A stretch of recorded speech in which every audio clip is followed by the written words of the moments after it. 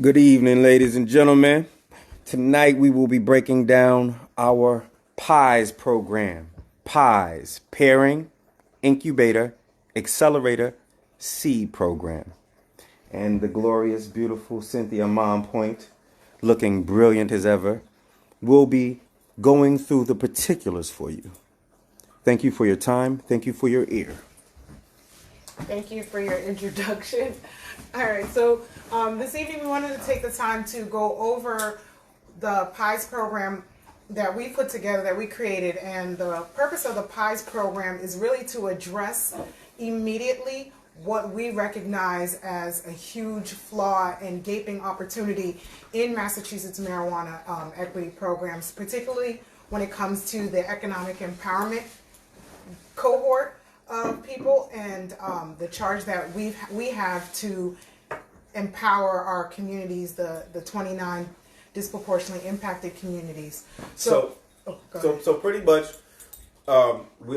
this is a incubator style program, but we combine other programs to create to get rid of the flaws in a singular incubator program, which I think incubator is fine, but there's other incubators going around and people calling things incubators, and they aren't the best types. They aren't the best type of programs. Incubators are wide range of things, and it could be anything, and it could be something not even including funding.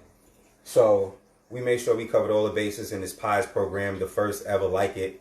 There's never been one like it. We invented it, as a necessity, as a need. You understand me?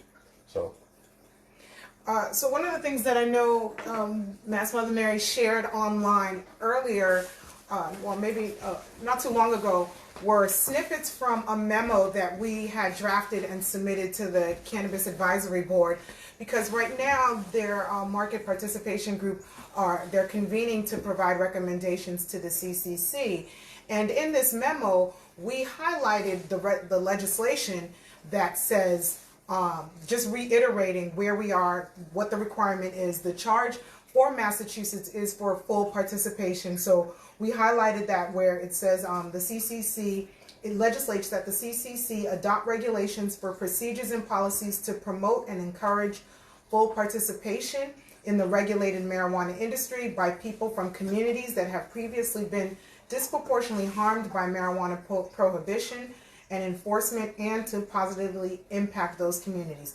That is law in Massachusetts. It is a law. And so everyone that's in the CCC, the legislators, we are beholden to making sure that we do whatever it takes to ensure that the law is met. And in fact, it goes on to say in the law that there needs to be programming for restorative justice, specific technical assistance and mentoring services, and we do see that with the social equity program.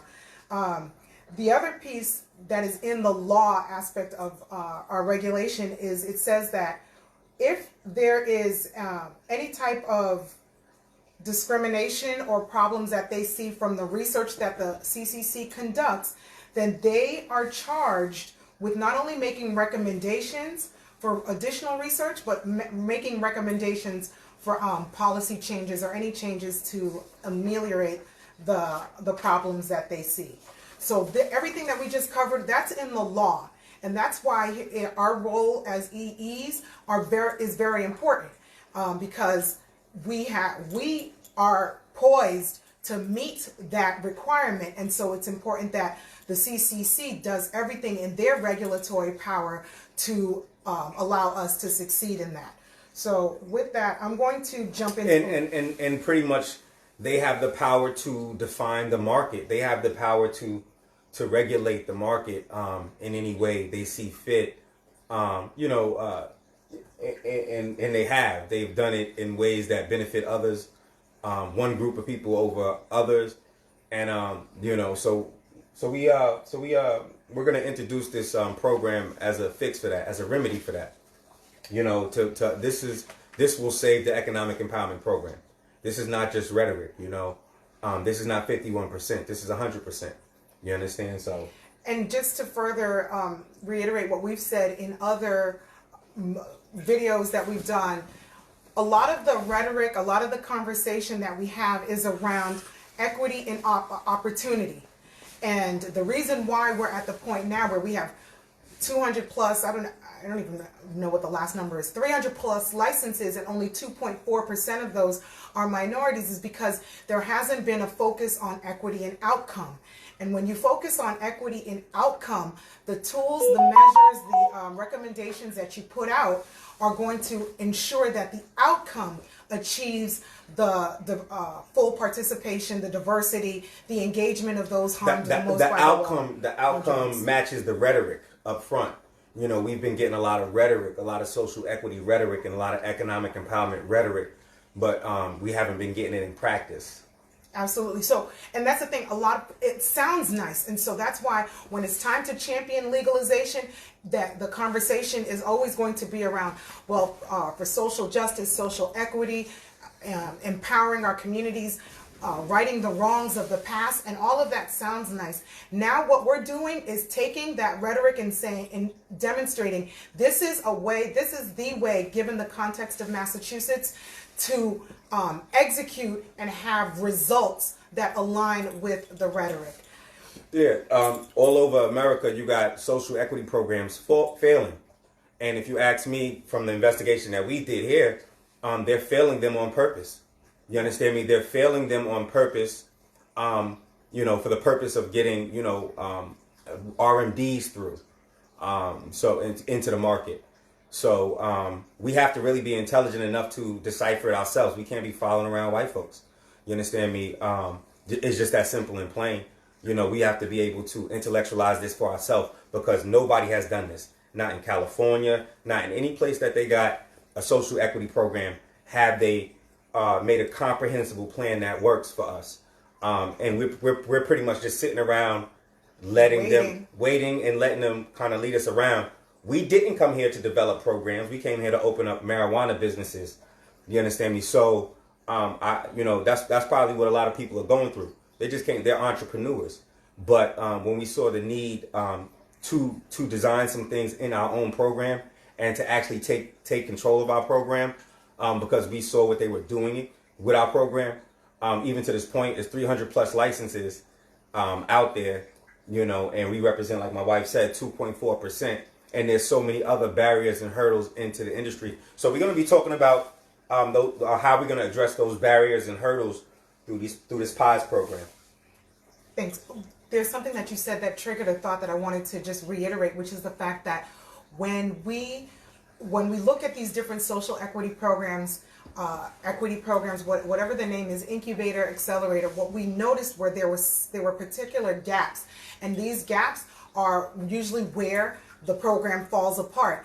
And when we as a people are sitting around waiting for someone else to provide the solution for us, then we fall prey to whatever blind sides that they think they're claiming, or the intentionality, whatever the reason is, we fall prey to that. And our approach here is this is a solution for us, and it's by us, and it's going to be pushed forward, supported, regulated, and it's already been created, but regulated and executed by us. By us. That allows for the accountability piece. So with that, we're going to go ahead and jump in. You already shared what the PIES stand for, but just to reiterate, it's pairing, incubating, accelerator, and it's a play on the word accelerator. Most accelerators begins with an A.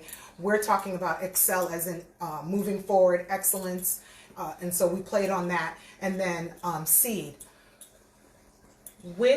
If you looked at the slides that were shared on the website on Mass Mother Mary, you'll see the first thing that we highlighted is that currently in Massachusetts, with the legislation and then the regulations that have been established, we have two vehicles to accomplish our goal of engaging those harmed the most by the war on drugs and the communities disproportionately impacted in the industry. The first vehicle are the equity programs. We have, under the equity program in Massachusetts, there are two legs. There's the economic empowerment program, and then there's the social equity program. For the purposes of this conversation, we are focusing heavily on the economic empowerment program, with the understanding that social equity, as this rolls out in the future, can be folded into this. But the reason why we're focusing on economic empowerment is for several reasons. One, the economic empowerment cohort is only 123 people who have a very specific charge based on their experience to empower the disproportionately impacted communities. In addition, this cohort is the only cohort that has staffing requirements to ensure that 75% of their staff come from disproportionately impacted communities. So that is immediately impacting the community by having this high number of hires from the local areas. And then 50% or 51% or more contracts need to be from companies that are ran by people who have a quarry. And so because of these reasons, the economic empowerment cohort is uniquely poised to address everything that the law puts forth just by erecting these businesses alone. The second piece, the second reason why we're focusing on economic empowerment is because nothing has been done. In fact, if you read the Massachusetts Social Equity Report, you'll realize that, in fact, additional barriers were placed to keep economic empowerment people from moving forward and being able to establish marijuana businesses here in Massachusetts. And so keeping those two key reasons in mind, that's the reason why we're focusing on economic empowerment for the first part of the rollout of the PIES program. And also we have to, you keep hearing social equity, social equity, social equity, what a lot of people don't know or might not know. There's economic empowerment and then there's social equity. My wife and I both have social equity, and then my wife has economic empowerment. The economic empowerment program was pretty much abandoned. They pretty much, just turned their backs on the economic empowerment program. They didn't communicate with the EEs. That's what we call economic empowerment. They didn't communicate with the EEs. No emails, no nothing. The priority status wasn't turned into priority status. People might be familiar. There was a young lady who was kept out. She was in queue for 600 days, 2 years, and she was an EE.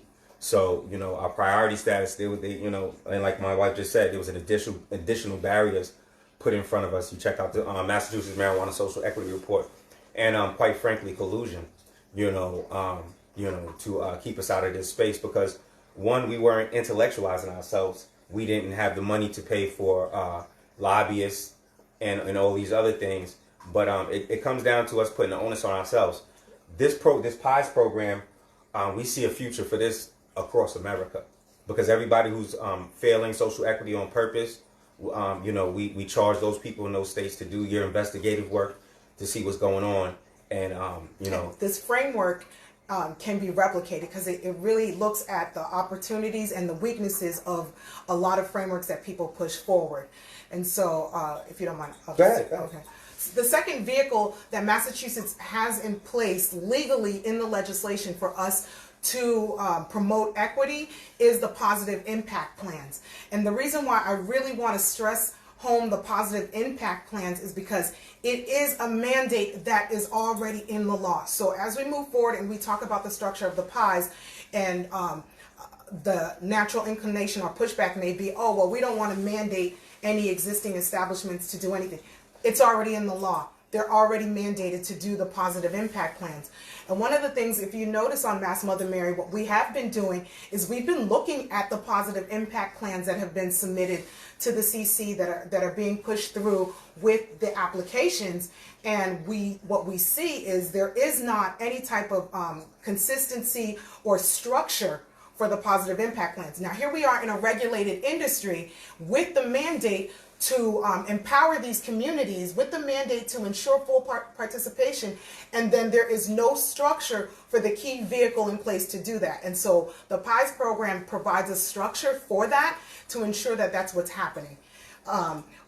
If you looked at the slide deck, there's the second or third slide. It talks about the positive impact plans, and we just basically highlight the fact that they're weak in general and they're inconsistent. You'll find that there are certain entities that have 6, 7 establishments rolled out here in Massachusetts where 3 or 4 of them are already operational, and they're looking to open up another 2 or 3 establishments And their positive impact plan simply says that they're going to donate $2,500 to a charity. That does not align with the magnitude, the capacity, and the influence of that entity, and that's not acceptable. That's one. And secondly, one of the things that we looked at was for some of these positive impact plans that are up for renewal, or entities that are up for renewal, and the documentation that they're providing for their positive impact plan that they implemented doesn't show much. So we gave the example where there was an entity that had 7 licenses that they either already were operational or were in the process of pursuing. I think we break it down on the slide. And that entity said that they were going to provide donation to 5 different organizations, or 6 different organizations. And as evidence of executing that, there were 6 letters submitted to the CCC. However, 5 of those letters, only one of them said, "Thank you for your donation." The other 5 letters looked like the type of letters that you would submit to say, yes, we can receive money, but there was no confirmation that anything was ever given to these entities. So again, the program that we are putting together and that we've structured is exactly that. It's a structure, and it provides accountability, where right now we are falling short in that area. So let's jump in. The next slide in that deck, we talked about this a little bit, the fact that we looked at different models. We looked at the current landscape here in Massachusetts, where we have establishments saying we're going to do an incubator program. We have establishments saying we're going to provide seed funding, and we're going to provide mentorship for EEs. However, there isn't anything consistent, and as far as we know, the success is mixed. So far we have one company that flat out said that they were going to do an incubator program, and they provided financial backing, and this individual that they backed, she now holds a provisional license. Other than that, there is no evidence that any of these other entities has actually executed on their positive impact plan. We looked at Oakland, we looked at LA, we looked at Illinois, because these programs offer different structures that had the elements of success, but then we also identified where were the gaps, where were the people who were in the program saying that the program was failing them. And then we also looked at Massport, which, for those of you who may not be familiar, that's a business model here in Massachusetts, where there are requirements for hiring diverse subcontractors in order to get on these major contractors with the airport. And then I think it's rolled out to other construction models. And so the reason why we put that in here is because Massachusetts has a structure in place, a model in place, where they recognize that there are certain entities that are very large and poised to move forward business-wise in Massachusetts much faster than the smaller businesses. And with that understanding, there are certain requirements placed on them to ensure that they are making allocations for smaller entities. And so with that mindset, we were able to take all of those ideas and put together what is the PIES program. So the next 4 slides we're going to talk about is the actual breakdown. The first P, pairing the PIES element. The pairing aspect is, again, with the understanding that we EEs, we the ones who created this, are the ones really driving this. And so we would pair the EEs, and it's optional. This program is optional for economic empowerment certificate holders. You're not beholden to participate in this. These are for folks who want to enter the industry and recognize, given all of the barriers, this program will be that vehicle for them to get started with their first establishment. And so the pairing will pair that EE based on location and the desired license type that they want to pursue with an established marijuana entity. And so we refer to them as an EME, but it's any of the existing entities, and we're focusing on the top establishments, i.e. the ones who are yielding the most profit based on their taxes, and also the ones who have the basically demonstrating that they have the capacity to carry and execute the PIES program for EEs that are participating. Let's see, anything else I want to highlight in this? Now, any other establishment, whether it's a small business, a DBE, or a non-major entity, if they choose to participate, they're more than welcome to participate in this structured PIES program, because the results are going to be success, as opposed to trying to shoot in the dark and hope that you're able to help an EE out and it doesn't. It's hit or miss if it succeeds, right? And the last piece that's key with the pairing is that it's a 4-year relationship. So it's not just a matter of, oh, they're giving you technical assistance so that you can get a location, or they're getting you to the point where you are able to submit your application to the CCC and you get a license. It's a 4-year relationship with different milestones and checkpoints throughout the relationship to ensure, 1, that you are successful, and 2, that you are doing your part to be successful. And it's tied into the renewal for the established marijuana entity, and it's obviously tied to the success of the economic empowerment certificate holder that's participating. Yeah, and so we created checkpoints. Yeah. We created checkpoints for both groups. The EE being incubated, quote unquote, going through the PIES program, and the incubator, quote unquote. Okay. So there'll be classes, just checkpoints to make sure you're able to handle the next thing that's coming down the pipeline from the provider. And also, we remedied some things to help people who might have some handicaps in going through these business processes. We created it so you can have a team with you, a small team, a 3-person team at most, to help you go through these steps and be successful with this company that's incubating you. So we have a couple of folks who've joined in, and I just want to. You can take some questions. You want to take questions? Well, no. It was just comments. There, I guess there were a couple of things that Jay Cook said. Truth and us. I wish I knew what you said the us to, but yes. And then she said they're setting up something similar. We should chat soon. Absolutely. Let's keep this rolling. This is something that we have presented to CAB. The Cannabis Advisory Board, and we've also submitted a memo to them as to the groundwork and the necessity for this program. And yeah, I promise you, it's nothing similar out there. I promise you, if we create, this is the only thing that exists like that. There's nobody else took 4 different programs and put them together. I don't know anybody who's taken 2 programs, but like the one she's just suggested. You see, the word incubator is such a broad term, and you can provide seed, like that company who was successful did for their incubation process. But there's nothing like this anywhere. Yeah. So the other piece is the length that we also push. I mean, like we said, we identified gaps, and we identified the opportunities to enhance it given the landscape that we have here in Massachusetts. Yeah. Last week, shout out to Michael LaTulip. You know, he gets a lot of flack from people about stuff, but nobody ever invited us to the cab. Nobody ever invited, I'm not going to say no names today, but no other groups ever invited you to the cab. Nobody ever invited you to come speak for yourself and present something that you want for yourself, something that you design. So shout out to Michael LaTulip. You understand me? All right. So, yeah. We're always talking about that 600 days, Jay. I hope you checked out the report, because we actually mention it in the Massachusetts Social Equity Report. That's just disgusting. Yeah. That's not priority. Yeah, we didn't want to shout out your name, but yeah. Listen. Yeah. We should continue the conversation on that one too, actually. Yeah. Yes, definitely. We definitely got to continue behind the lines, because this program hasn't been solidified yet, and if we get any pushback, we gonna push back. We've been being pushed around enough. You understand me? So, trust me. You know, we have that Massachusetts Marijuana Social Equity Report Part 2 coming out that we hope that you don't never have to see.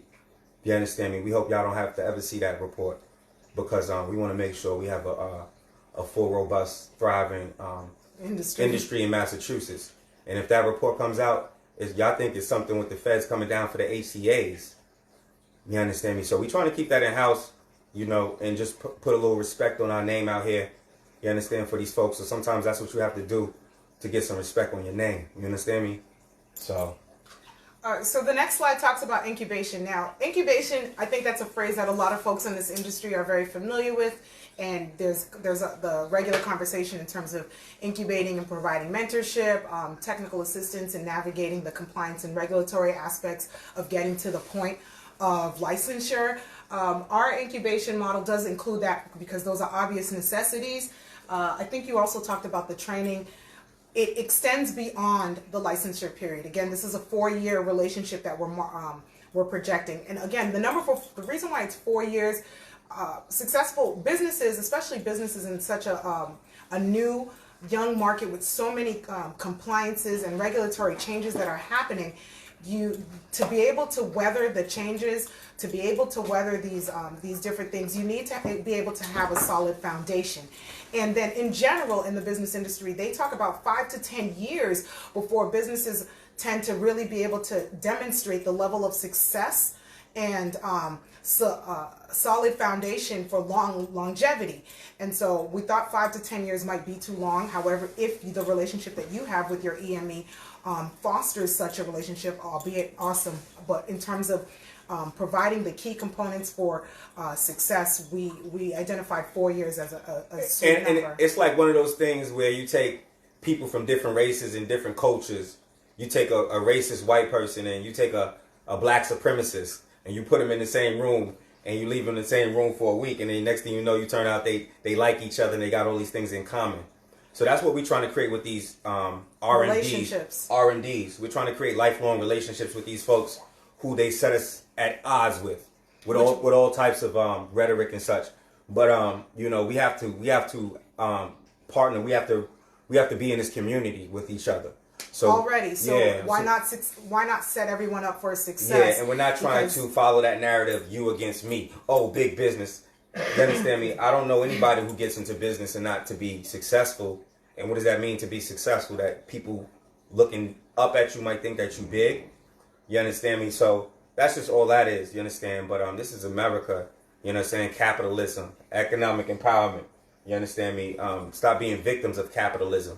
You understand me? And start, engaging in some things to create some wealth for our family. The only reason why we're like this because we have been subjugated to certain positions, but that's not natural for black people to not control any industry in America. That's not natural. That's not fair. That's not equitable. That's not, you understand? That's white supremacy. You understand me? So, our ancestors operated in business on major levels, Black Wall Street and all these other things. So to control your own economics, to control your own community, and right now everybody's talking about, oh, we being gentrified. You understand me? That's because we haven't been able to control our own communities. So if you don't want to participate in economics or quote unquote capitalism or big business or all these other things, that's cool. But don't go around slandering folks. We've been called all types of names by folks. You understand me? And we ain't got $1 from nobody. And these folks calling us names get money from everybody. You understand me? Right. But I told my wife I wasn't going to go into that tonight on this video. So thank you. So going back to the incubation piece, one of the things that we really stress is in this incubation model is that one of the major milestones and checkpoints for both of the EME and the EE is that obtaining the host community agreement. So they really have to work together and leverage the positioning, the network, and the contacts that the EME, the established marijuana entity, has to facilitate the EE to get a host community agreement in whatever community that they've identified that they're going to target. And the HCAs were identified as a major barrier, and it continues to be a barrier, especially considering the accommodations that were given to RMDs at the onset of the licensing process here in Massachusetts. Again, something we talk about in the marijuana social equity report. So the RMDs, once they said that they did not have to co-locate at their existing establishment to exercise their priority status, they pretty much decimated the opportunity for EEs to be able to negotiate and pick up some of the prime locations and spaces throughout the state of Massachusetts. And so here it is now, fast forward 2.5 years, and we have 700 plus applications in. So that means there are over 700 host community agreements in place in Massachusetts, and we still have over 100 EEs who have not been able to get their licenses, let alone where they are in terms of securing host community agreements. The question was asked, what's the percentage of EEs and SEs getting licenses now? That's an interesting question. So right now, we are, in general, there are 2.4% of... So when you say EE and SE, that doesn't necessarily account for minority. So right now, there are 2.4 minorities who are participating in licensure right now. 2.4%. That's what this, the Cannabis Control Commission numbers. So yeah, that's what they put on their website. They do share in their like in the monthly updates. They do provide a breakdown, and as it stands right now, we have in queue. So this is not licensed overall. I believe there are nine entities covering. I don't remember how many licenses. I think covering 13 licenses that are economic empowerment, and then we have I think 3 or 4 entities that are social equity covering another 13 or 14 licenses, and then in queue, meaning of the 700 applications that are still left to be reviewed, there are 45 economic empowerment licenses. I don't know what the number of entities that represents. That could just be 15 different economic empowerment people. It could be 10 pursuing different licenses. And then for social equity, there are 30. Percentage wise, it still falls in the range of about 5%. So nowhere near the representation of us in the market, nowhere near. And you have to realize, after the Massachusetts Marijuana Social Equity Report, they started pushing all the SEs towards businesses and such like that, and trying to make their program look better than what it was. And they're still at 5%, because half of the social equity participants were white individuals. Right. So yeah. The question asked, did you break it down when you said minority? So this is one of the things we highlighted in the social equity report. The way the CCC produces this data is not transparent enough. They say minority. Minority includes Asians. It includes every demographic that is not white. And so it does not get at black participation. And when we talk about those harmed by the war on drugs, when they release the data as to the disparate arrest rates, they're talking about black and brown folks. When you look back 10, 15 years ago, when it was the war on drugs, they just literally said black people. So when we look at the data that the CCC pushes and presents for ownership, black is included in minority, and minority includes Asians, East Asians, Middle Eastern. It includes everything that doesn't fall under the white, Polish, Irish, German category that they have. Yeah, it's really disgusting what they do with these social equity programs, how they say it's for everybody, but when they're attacking us, with the war on drugs, it was just us. It was just black and brown folks. You understand? It wasn't even minorities. You understand? It was black and brown folks. So the fact that they say they can't say, when you say doing DBA, that's minority businesses. DBEs, minority businesses. You're identifying minorities. You can at least do that in a social equity program. But, what's done is done. What we can do and look to the future with the social equity program is be sensitive of that and know our target. We can't, you keep running these social equity programs like how you're running them. How do minorities get license and participation? How do we get in there? And you have to realize all of this false rhetoric going on. Everybody's touting that social equity is winning. Not everybody. Certain people, certain groups and individuals are pushing a false narrative that social equity is being produced. But if you read the Massachusetts Marijuana Social Equity Report, or if you saw the videos, you'll see that that's not the case. And if they don't give us our programs and do what we ask them to do, then you guys are going to see the true atrocities that have been going on with this program. Right, absolutely. What we put out in the first report was just the tip of the iceberg. And so the next piece, the other element in the incubation was the existing establishment is responsible for facilitating space and materials for the EE. and over the period of 4 years, what that looks like has the potential to change. That is something that is fleshed out in our milestone and checkpoint breakdown of the 4-year pairing relationship. The next element of the PIES program is Excel. Basically, what are the ongoing supports and the incentives that are going to be in place to ensure that this the pairing and the incubation are successful. And as we shared at the beginning, every establishment is already required to have a positive impact plan in place. And so one of the incentives or the requirements to ensure that this ongoing support is happening is that it's tied to renewals. And so in order for an existing establishment to be able to get their renewal, and this is something that happens every year, they need to demonstrate that they have executed on their end, their part of the bargain when it comes to whatever milestones and checkpoints were supposed to be accomplished for that year. The other piece is the other piece we have in here is something that we would have to work out in terms of logistics, because we want to encourage optimal relationships and offer some type of financial incentive. And in other models that we have here in Massachusetts, there are tax breaks that are given to businesses.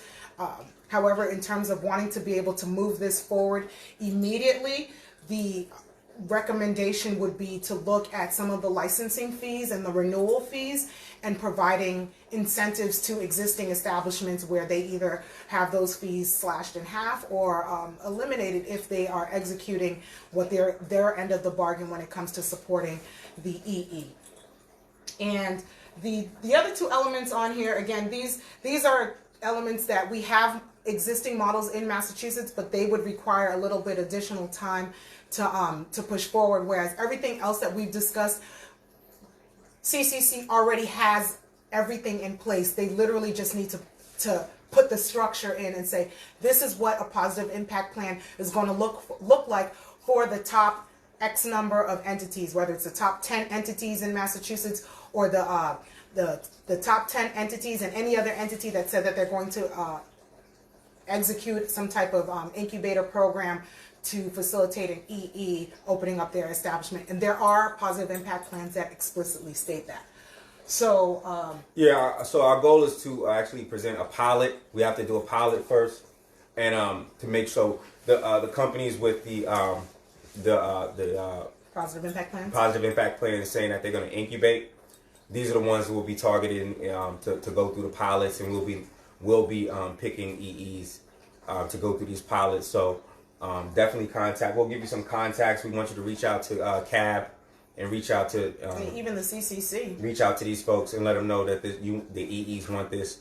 And those people who reach out, let us know you reach out. Document how you reached out, and we'll make sure we'll pick from these pool of EEs to go through a pilot. The pilot will go before everybody else. The people in the pilot will do like 5 to 10 individuals, EEs going through this pilot, just so we can make sure we test and make sure that everything is working smooth. But those who reach out, those who support, those who push, document it, hit us up, message us, let us know, and we'll make sure we pick from that pool of folks. Thanks. Jay said, "Keep it up, great work." I mean, this is for us. This is what we have to do it. We can't sit around waiting for other people to do it. We saw what happens when we waited for others to execute on their end. We have pretty much zero participation, 2% participation at the state level. So the S in PIES stands for seed. And again, this is the second, it's not the second, it depends on who you are, but this is a consistent hurdle for everyone who has identified having barriers to entry into the industry. And the seed is the capital to launch and facilitate a successful operation. And the way we structured it is we identified seed capital in 2 different categories. There is seed funding and support that would not be reimbursed to the existing establishment. This is kind of the this is part of their positive impact and the cost of their positive impact, if you will. And we said any expenses accrued from any of the technical assistance that they're providing, any expenses accrued for getting to the point of licensure, understanding that our licensing fees are all waived at the state level. So, and that's a huge savings. So what the established entity is actually supporting would be things at the local municipality level, anything like architectural reviews, the work for them to utilize their professionals to support the EE in developing any of their the plans or executing any of their, for example, the operational plan or security plans and so forth. Those are things that would be part of the positive impact cost for the established entity. Then there are some additional costs that the established entity can cover for the EE, and that would be through a zero interest loan that would be paid back after once the establishment is operational. And I started to hesitate there because there are nuances to that, but for big picture and just for the purposes of the conversation, this would be a zero interest loan that wouldn't be due until, or begin to be due until it's operational. And that would cover things like equipment, build out in to a certain extent. If the EE has certain requirements or desires that they want that exceeds the fundamental necessities for an operation, those would be could be folded into the loan. Salaries and insurance for staff to get them on board, to get them trained, to get them to the point where they are able to be functional and operational once they receive the green light to commence operations. And then any personal expenses, again, as you know, with establishing such a highly regulated business, the level of work and input and energy and focus is high. And so not everyone is able to carry 2 jobs, if you will, or be able to guarantee any coverage for their ongoing personal expenses. And so the EE and the established entity would be able to work out a loan agreement to cover some personal expenses that would be then paid back. And then if there are any other supplies that are needed, so again, this is a 4-year relationship, so if there are any other supplies that are needed after the entity becomes operational, or equipment that's needed, and they need, for instance, a loan to be able to purchase this equipment, they can establish that loan relationship with the existing marijuana establishment. All right, the next piece that we did, we did a SWOT analysis, which is basically, we looked at the strengths of this program that we put together, we looked at the potential weaknesses, and then we identified opportunities and threats, just to make sure that we were covering all the bases. And the greatest strength with the PIES program is that it is already grounded in Massachusetts landscape and the frameworks that we have in place in the cannabis industry here in Massachusetts. There isn't anything new that needs to be erected when it comes to legislation or even regulation. This is literally policy and practice, and providing structure to policy and practice at this point. So that's one of the major strengths with this. The other major strength is that we looked at all of the known and obvious barriers, and we eliminated it. We eliminated them. And so then some of the weaknesses that we identified that could pose a potential challenge were something that we mentioned, certain disproportionately impacted communities maxing out on their host community agreements based on the number of licenses that they had capped through their bylaws and the legal requirements with respect to the liquor licenses in that town.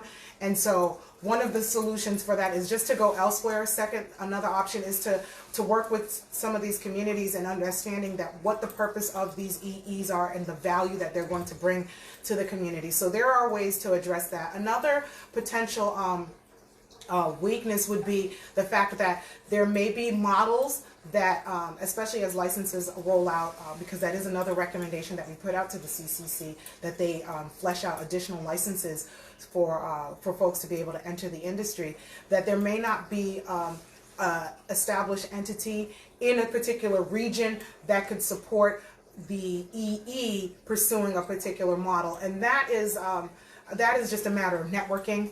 It's an easy fix and bridging relationships to ensure that the EE is able to get everything that they need to be successful in the desired community areas. And we'll make sure we run point on that. We'll make sure we run point on that, on engaging these and starting these relationships for you. Right. Opportunities. So one of the really cool things about this model is that we talk about EEs, but this is a model that in essence can sustain itself as additional entities come forth and they want to pursue licenses, or they recognize the value add in bridging these relationships. They'll be able to join in, and then as all of the EEs are exhausted, we have currently 2 cohorts of SEs that have entrepreneurs who would like to pursue businesses that would be able to continue this model. So it's a sustainable model that would allow for folks to and the social equity program to benefit as well. And it actually adds as a nice feeder for the social equity program. So after they've gone through the technical assistance program that the state provides, then they can come through this, partner with an established entity, and move forward for the next 4 years, whereas the state program currently is just a 7-month program. Let's see, and then the potential threats are a backlash or exclusion from the existing marijuana establishments, and that's what we found in other programs that we looked at across the state, across the country. And the way we address that is through the incentives. 1, they're legally mandated to do this, and 2, looking at the CCC and some of the regulations in place and how they can eliminate some of those financial responsibilities for the existing marijuana establishments for their participation in there. And then the fact that we are focused on fostering relationships, not just saying, oh, you have to do this, but really working tandemly and working together to build what the program for that individual pair would look like, and how it would evolve over 4 years is the other key way that we address that. And so then and then there's some other behind the scenes ways that we're addressing that. Right. So I think we covered everything on that piece. Let me see if there are any questions. Awesome, Sharon. We hear you. Just you can reiterate again for the EEs who are interested in this. The next 2 slides that we talk about on this are basically articulating certain rights that we as EEs need to have and need to be protected. And this was something, because we had the opportunity to present this to CAB, the Cannabis Advisory Board, we leveraged that opportunity and included this in there because it's important that we recognize as a EE cohort, 1, that we have the right to maintain majority control of our businesses, free of coercion, free of deceptive practices. And this is something that seems to be in limbo for some folks. However, the law is very clear on what that is, and so we are reiterating that. The second protected right that we have is to structure our business and operations in accordance with the Massachusetts regulations, and so we have that right and that freedom to do so. We're not barred from engaging in regular business practices as everyone else is, but we do recognize that we also need to be protected for the expectations that we have when it comes to staffing and contracts. Did you want to chime in on something? Oh, okay. Doing awesome. Thank you. EEs have the right and responsibility to weigh in on any and all decisions that have direct and indirect implications on their pursuit of a successful marijuana establishment. And we have the right to have our voice presented directly to the CCC, to the CAB, the advisory board, and to the legislative body, because we are a specific population and there isn't anyone else that can speak for us other besides ourselves. And so we have that right, and that right needs to, and that responsibility, it needs to be recognized, and they need to make opportunity and ensure that happens.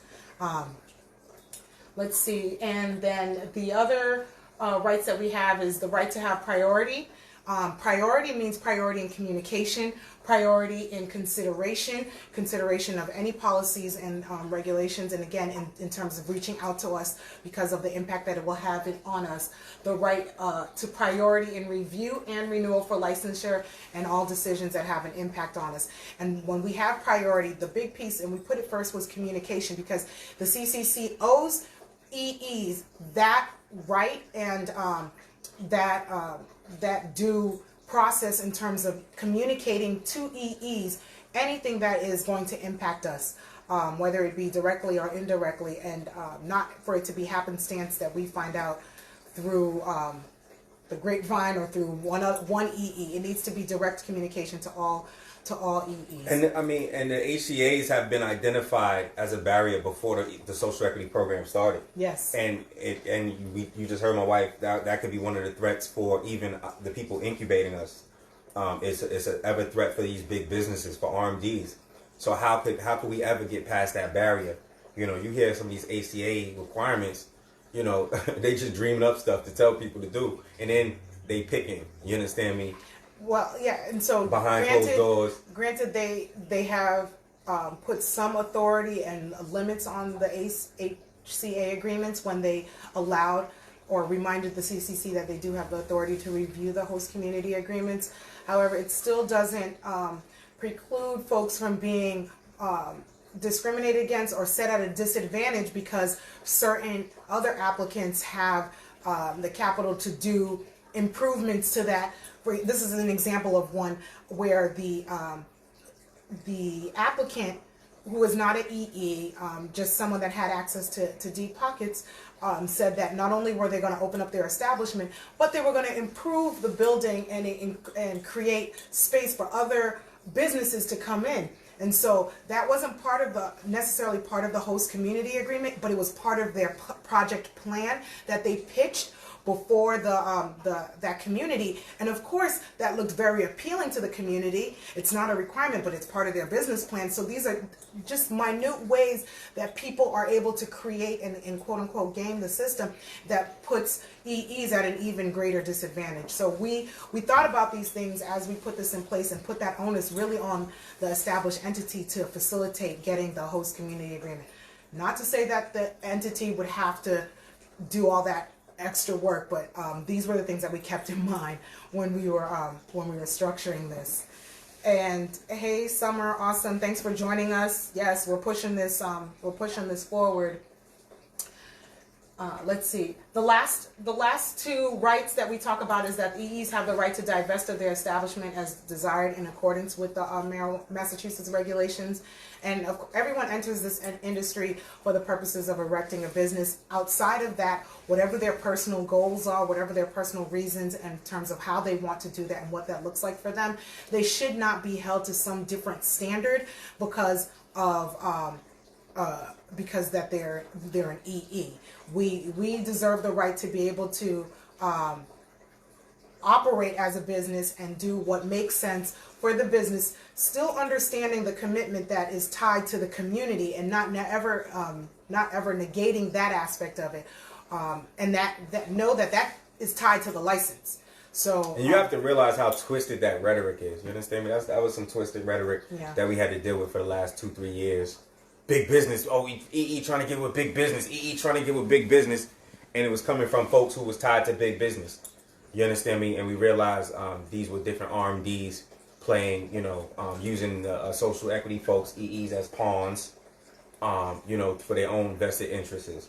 You understand me? And but the slander and everything else like that, while you got all these white folks operating in quote unquote big business fashion, they was attacking black folks who they seemed that they thought or perceived to be operating in big business fashion. And so with that, the last piece that we have are the goals. That with this structure, the goal is that within the next 18 months, that we would, to 2.5 years, assuming we launch PIES this summer, we would increase specifically the number of black-owned licenses to from 2.2%.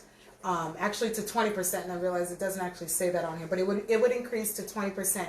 If we have 75% of the economic empowerment certificate holders operational within 18 months of the program, it would translate into 93 licenses, and you couple that with the licenses that are already in queue, which would put us well over 100 licenses, and would actually give us some percentage when it comes to ownership. So we would be looking at the rate that the CCC currently is reviewing applications, which is roughly between 20 and 30 applications a month.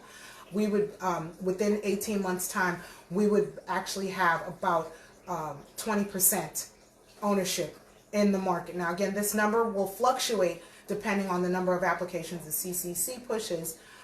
However, we wouldn't be in single digits, which would be a huge jump, not just for us here in Massachusetts, but also in terms of setting a tone for how equity can happen across the nation, across America. This is big. This is big. Now that they're saying that mass incarceration was wrong, marijuana mass incarceration was wrong, even though they didn't take any laws off the books and they still arresting us for it. You understand me? We have to jump in and we have to be bold and declare what's ours. We haven't been. So everybody been taking it and getting it but us. And then the last goal that we have is that each of the 29 disproportionately impacted areas, which we realized when we would have at least 2 economic EE establishments operational within 2.5 years. We did make the caveat, except for where it's banned. So, I mean, if it's a disproportionately impacted area, if there's a ban and then within the next 2.5 years you don't vote that ban out, I mean, there's nothing we can do about that. However, for everyone else that is existing, we want to see at least 2 EEs operational. And again, when we talk about operational, when we talk about establishments, we're not just talking about retail space. We are talking about whatever establishment an EE has the desire to begin their pursuit in terms of building their cannabis business in the legal industry here in Massachusetts. Yeah, and hopefully we can get a real delivery model. Hopefully we ain't gotta wait till after we after we don't have priority no more, and we can get a delivery model where we have our own store, our own inventory. So that's it. That's a wrap, and I'm so impressed because we did that in an hour. Okay. Nice. So and I don't please, think we have any questions. I guess the only comment again is just reiterating the fact that this is a program that we took the time to design, we took the time to put together. There are some additional elements to this. It just gets into the weeds and the nitty-gritty of it, so we didn't go through it for the purposes of this conversation. However, we want this pushed forward. So and please tell a friend, tell a EE. If you know a EE, tell a EE to get with us to push this. We're gonna put the information on who you should contact, so it'll be easier for you if you're not used to contacting folks behind things that you want to push, because it's really been nothing for us to push. This is 100% ownership. You understand me? This is you in the market now. So right. Please support this. Get out there, EEs, push it, and that's it. And that's all. That's all, folks. Oh, we're not talking about social consumption. This was a quick question. I'll respond online. Social consumption? Yeah. Okay.